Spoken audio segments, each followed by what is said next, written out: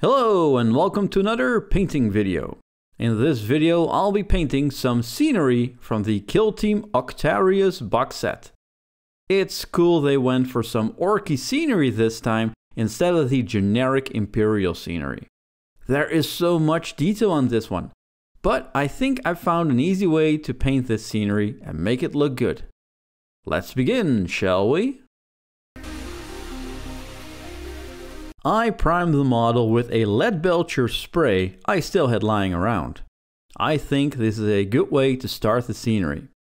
Next, I'm going to be laying down all my base coats. First is Balthasar Gold.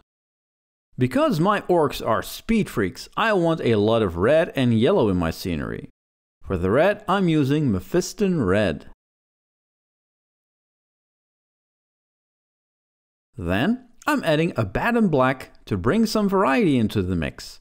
I needed 2 coats to get a good black base coat.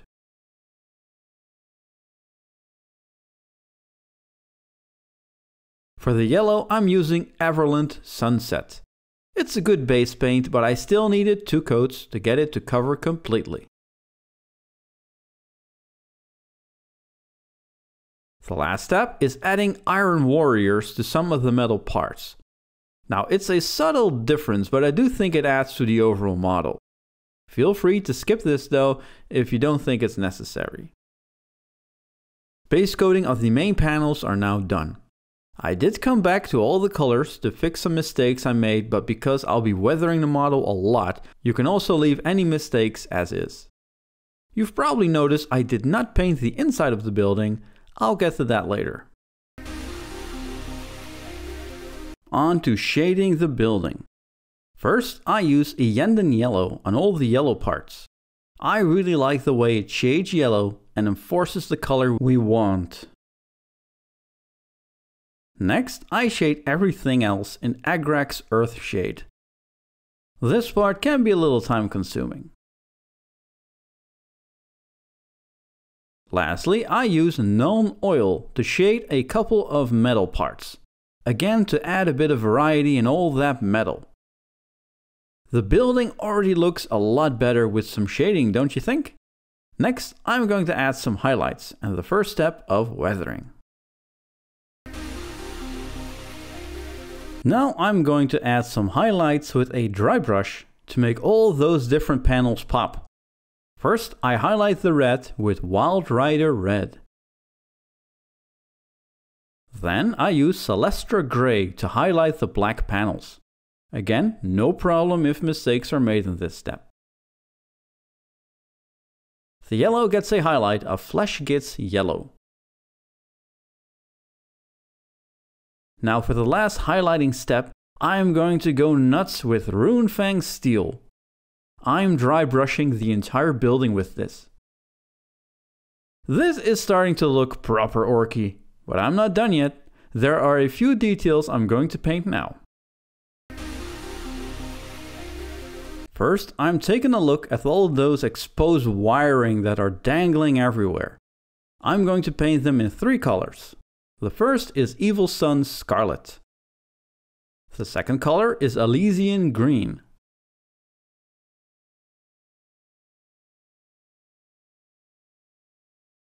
And the third color is Kantor Blue.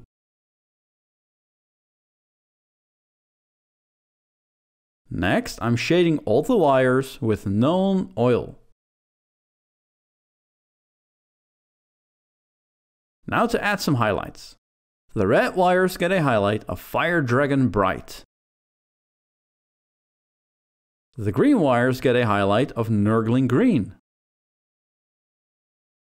And the blue wires get a highlight of Templar Blue.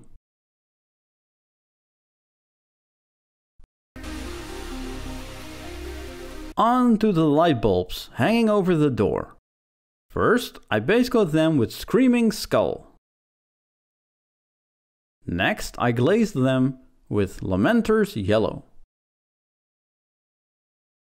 Now I'm coming back with Screaming Skull to add a bright spot on the main part of the bulb. Lastly, I add Wraithbone as a highlight.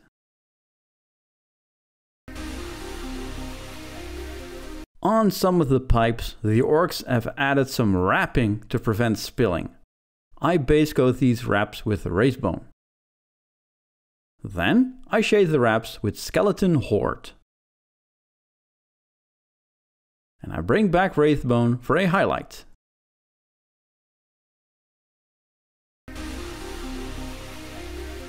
Now for the inside of the building. I personally think that it's not really needed to paint this part. You'll barely see it on the tabletop.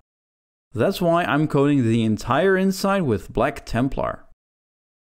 Painting all these little details really brings the building together. Now feel free to paint the interior of the building if you want, but I really think you'll barely see your paint job on the tabletop. And your precious painting time is better served elsewhere. Now the building doesn't look very clean, but I think we can add some weathering to make it look even more orky. First, I'm using streaking grime to simulate oil just oozing out of everything. Next, I add some typhus corrosion. Unlike streaking grime, typhus corrosion has some texture in it, which makes everything look nice and gunky. Finally, I'm adding a yellow ochre pigment to the base of the building.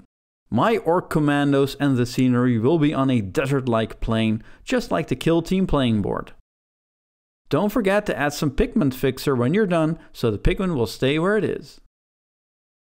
And here we have a finished Ork scenery building from Kill Team. I think you can use this painting tutorial on Ork vehicles as well. Swap out some colors if you want to paint a different Ork clan, of course. This was also the first time using weathering materials like streaking grime and pigments. I must say I'm impressed with the results they bring to the table. I also painted these two additional scenery pieces so you can see how this color scheme looks on the rest. What do you guys think of not painting the interior of the building? Am I being lazy or efficient? Let me know in the comments. Also, check out my Instagram where I post projects I'm working on and behind the scenes stuff. But for now, thanks for watching.